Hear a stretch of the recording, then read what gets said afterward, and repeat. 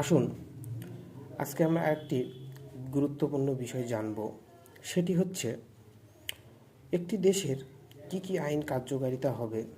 সেটা তো মূলত একটি বিধানসভা কর্তৃত্বই আইনটা প্রণয়ন করে থাকে, মানে সরকারের যেটি সংসদ বলা হয়।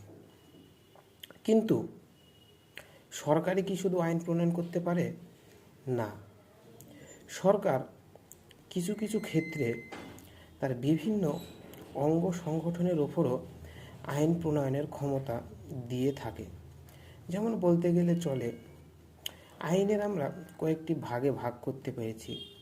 যেমন উপনিবেশিক আইন, বিচার বিভাগীয় আইন, স্বায়ত্তশাসিত আইন, পৌর আইন, অর্পিত আইন।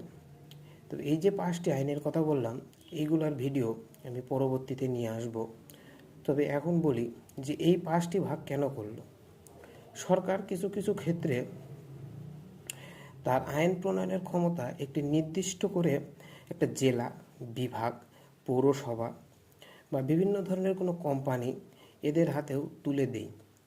যেখানে হয় কি, ধরেন একটি ইউনিয়ন আছে, ইউনিয়নের যে ক্ষমতা বা ইউনিয়ন একটি তার কর্মচারী-কর্মকর্তাদের পরিচালিত করার জন্য তারা একটি নির্দিষ্টভাবেই উপ আইন তৈরি করে। সরকার মূলত এই আইনে কোনো হস্তক্ষেপ করে না, এটি মূলত তাদেরই এক ধরনের আইন। ধন্যবাদ।